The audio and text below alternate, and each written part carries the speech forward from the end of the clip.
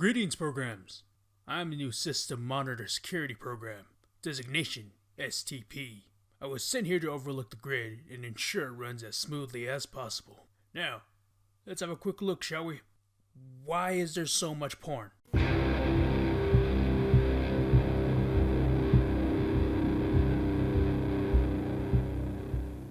Hello, and welcome back to Gamebox, a show where we take a look at games of yesteryear. And today, we'll be taking a look at a game from the PlayStation 3 era. A game I remember being pretty excited for when I first heard about it. Another game based off a franchise that I love. And oh, it's a thing. A little game called Tron Evolution. Oh, I'm sorry. I mean Disney's Tron Evolution.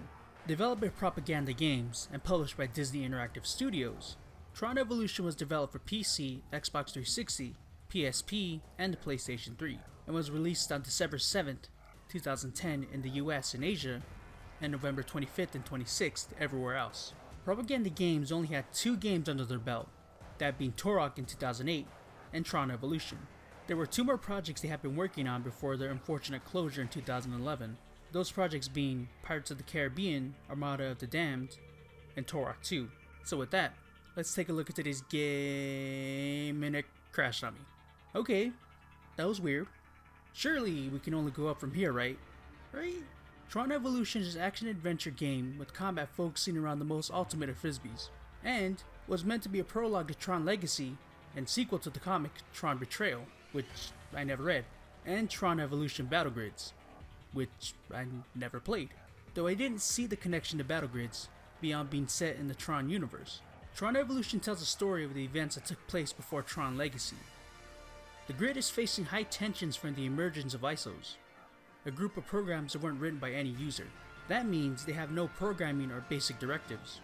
That also means that basic programs and ISOs were not exactly getting along, or at least some of them. The game begins with Radia, the leader of the ISOs, and the process of becoming a system administrator for the grid, which is a pretty big deal. Like, sliced bread big deal. However, before any semblance of coexistence can even happen, the ceremony is crashed by a virus called Abraxas. Now, Abraxas has one goal in mind: to infect as many programs as possible, ISOs and basics alike. Flynn asks the System Monitor Security Program, a program that the player takes control of, to stop Abraxas. Simple, right? Yeah? Well, at the same time, Clue launches a coup against Flynn to take over the grid, so just throw that on the pile. Now the player, I'm calling it that, I'm not going to keep saying System Monitor Security Program, has to stop them both before there's no grid left to secure. Tron Evolution's combat is what one can expect from a Tron game, having a major focus on disc combat. The player only has their vanilla disc to use in combat, but they also have several disc mods to help in the fight. There's the heavy disc, a heavy hitting disc with increased range but is slower on the draw compared to the basic disc. The bomb disc, a disc that explodes on contact, harming any enemies in splash zone. The stasis disc, a disc that slows down enemies when hit.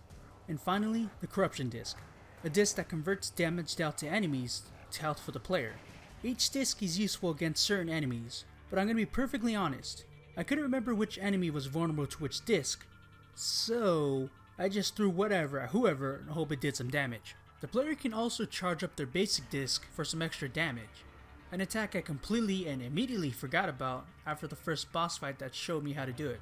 I did find some of the enemy type to be a wee bit annoying. Get back here, you bastard!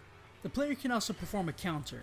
The weird thing I noticed about the counter is that when it's performed, the counter attack is thrown to the enemy that the player is currently locked onto, and not the enemy that originally threw the attack. I don't know, it just felt weird to me. The counter can only be performed while the player has their disc in hand, so if you throw that disc while enemy disc is flying towards your dome piece, then you're gonna get hit. Or, at least I did.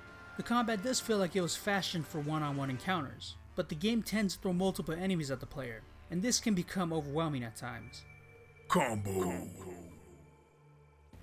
Besides combat, Tron Evolution has platforming. Finally, a chance to show off my skills.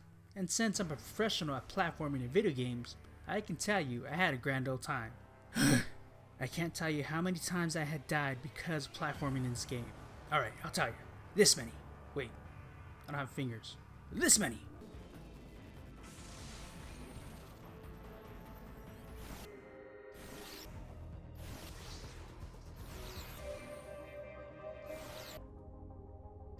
That's a lot. The platforming acts off a one-button parkour system, which is something more modern games tend to use. But with that, there's always the issue of performing any unwanted maneuvers. Besides parkour, the player can keep track of their current objectives by using a navi bit to show them the way with the push of a button. A mechanic that stopped working for me for some reason in the later section of the game. At certain points of the game, the player can jump behind the wheel of a light cycle and light tank. Both sections are very linear. The light cycle sections are very bombastic, having the player dodging explosions, gaps, and stupidity, on my part. On the other end of the spectrum are the light tank sections, which were a bit more slower paced, but still very linear. They did give the player a chance to raise some hell. The levels were fashioned to look like the grid from the movie, all dark colors and bright lights. The player does get to travel beyond the borders of Tron City, which was pretty neat to see. My one complaint about the level design is that some areas do tend to look the same, making it a bit hard to figure out where to go next. Thank you, Navibit, until you stop working for no reason toward the end of the game. Also, the player does get to visit the ISO city, which was also pretty neat. Another thing I liked about Tron Evolution was the upgrade system. Not the upgrades it offered, it was the fact that it was made to look like it belonged in the world of the game.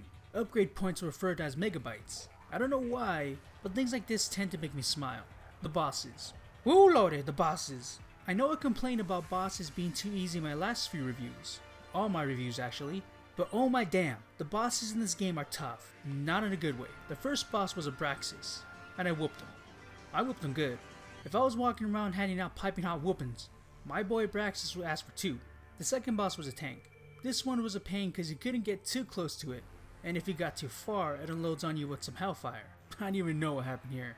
The third boss I hated the most. It was fighting against a boss that was vulnerable, but only for a few seconds at a time, and had a small mob with him to attack the player. Not only that, but the area was covered in a harmful infection that drains down life when touched. It was only when I got down the counter move did it get easier. The final boss was Abraxas again, and once more whooped him like he owed me money. Now, you may have noticed the quotation marks. Well, that's because the damn game crashed on me 3 times.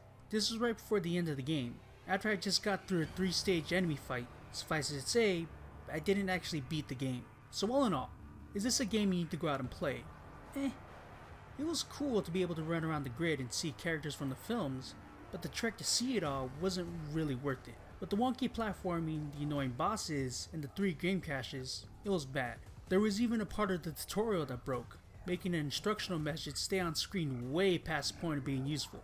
But on the other hand, with the combat being so fast paced, and when you get that moment of feeling like a cool program whooping badass, it's pretty great.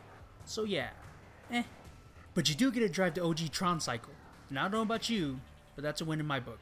Now, if you'll excuse me, I have a grid to save. Oh yeah! Uh-oh. Hey, welcome to the end of the video. I thank you for making it this far.